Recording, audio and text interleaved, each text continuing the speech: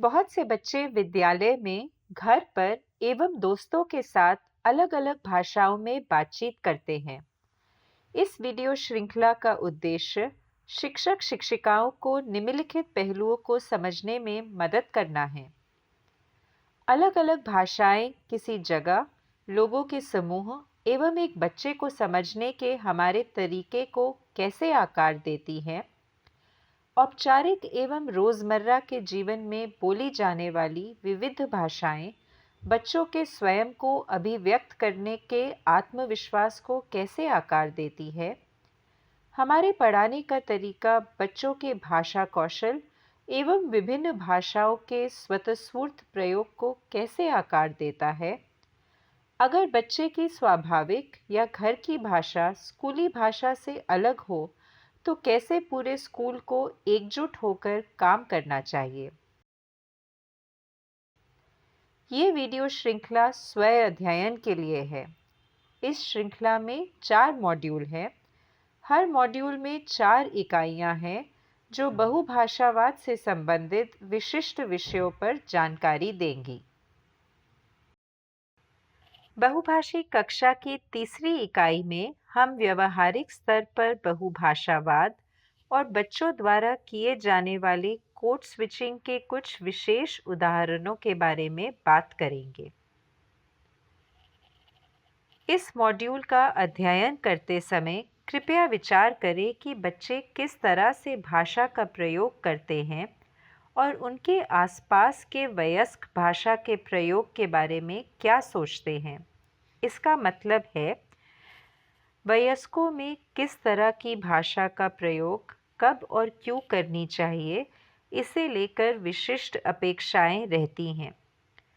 शोध से पता चला है कि भाषाओं की अदला-बदली सोच समझकर और वाक्य में उपयुक्त स्थानों पर किया जाता है, जिसका अर्थ है कि बच्चे में वाक्य विन्यास संबंधी जागरूकता होती है और वह 2 भाषाओं के व्याकरण से परिचित है।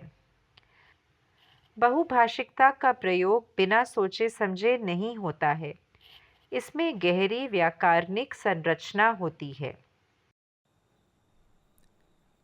प्रोफेसर पंडा द्वारा भाषा के उपयोग पर किए गए एक समाजशास्त्रीय सर्वेक्षण से मुझे जो गहन समझ मिली है, मैं उन्हें आपके साथ साझा करना चाहता हूँ। यह शोध मध्य प्रदेश के बड़वानी जिले में किया गया था, एक ऐसी जगह जहाँ 4 भाषाएं बोली जाती हैं: हिंदी, बरेली, निमाड़ी और बरेली राठवी। हाँ, मैंने भी इस रिपोर्ट को पढ़ा है। चलिए साथ मिलकर संक्षेप में इस पर चर्चा करते हैं। पहली गहन समझ यह है कि घरों के अलावा अधिकांश जगहों पर बहुभाषिकता भाषा के उपयोग पर हावी रहती है। इस शोध में मैंने पढ़ा था कि आदिवासी बच्चों और उनके माता-पिता के लिए उनके घर की भाषा ही उनकी सबसे मजबूत भाषा होती है, लेकिन हिंदी को शिक्षा और भविष्य में आगे बढ़ने की भाषा माना जाता है। हाँ, एक और बात जो इस सर्वेक्षण से पता चली है, वह यह है कि लगभग 50% आदिवासी माता-पिता, शिक्षक और छात्र द्विभाषी हैं।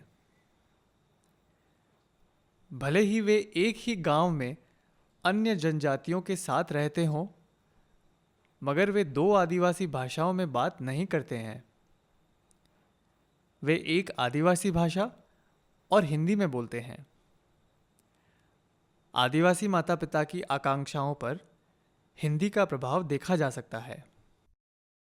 चौथा निष्कर्ष ये है कि कुछ माता-पिता सिर्फ एक भाषी स्कूल ही चाहते हैं, जबकि दूसरे माता-पिता अपने बच्चों के लिए द्विभाषी शिक्षा चाहते हैं। इसमें दिलचस्प बात ये है कि कम पढ़े लिखे माता-पिता ये नहीं चाहते कि स्कूली समय घर की भाषाओं पर बर्बाद किया जाए। आदिवासी माता-पिता जिन्होंने औपचारिक शिक्षा प्राप्त नहीं की है, वे स्कूल की भाषा को हिंदी में दक्षता के साथ जोड़ते हैं। हाँ, और आखिरी गहन समझ यह है कि ऐसे आदिवासी माता पिता जिन्होंने कोई औपचारिक शिक्षा प्राप्त नहीं की है, वे स्कूल की शिक्षा को हिंदी दक्षता के साथ जोड़ते हैं। सर्वेक्षण में एक और बात जो मुझे दिलचस्प लगी,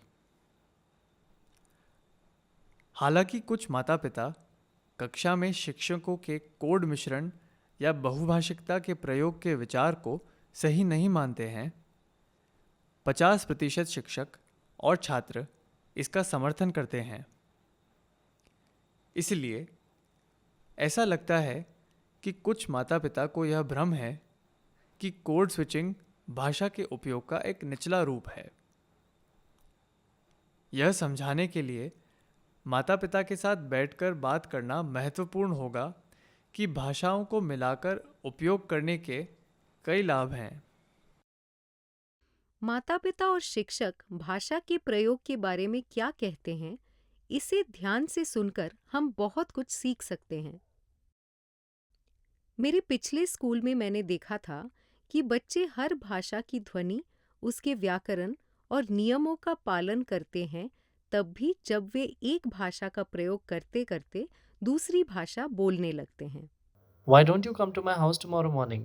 मैं सोच रहा था कि परीक्षा की तैयारी साथ करेंगे। हाँ, भाषाओं के नियमों का तब भी पालन किया जाता है जब एक वाक्य में अलग अलग भाषाओं के कोड का मिश्रण किया जाता है। Good idea. साढ़े 9 तक I will be at your house. ठीक है। भाषाओं का मिलजुलाकर उपयोग करने वाले बच्चे भाषाओं के प्रयोग में दक्ष होते हैं। ಇದು ನನ್ನ ಅಜ್ಜ। मेरे प्यारे भैया, हमारे साथ खेलो ना। कल माँ ने मुझे मंगाने की स्टोरी सुनाई। हमारे मोहल्ले में एक न्यू भैया has come who tells very interesting stories. इस मॉड्यूल में हमने समझने की कोशिश की कि बच्चे किस तरह से भाषा का प्रयोग करते हैं और उनके आसपास के वयस्क भाषा के प्रयोग के बारे में क्या सोचते हैं। वयस्कों में किस तरह की भाषा का प्रयोग कब और क्यों करनी चाहिए, इसे लेकर विशिष्ट अपेक्षाएं रहती हैं। शोध से पता चला है कि भाषाओं की अदला बदली सोच समझकर और वाक्य में उपयुक्त स्थानों पर किया जाता है, जिसका अर्थ है कि बच्चे में वाक्य विन्यास संबंधी जागरूकता होती है और वह दो भाषाओं के व्याकरण से परिचित है। बहुभाषिकता का प्रयोग बिना सोचे समझे नहीं होता है। इसमें गहरी व्याकरणिक संरचना होती है।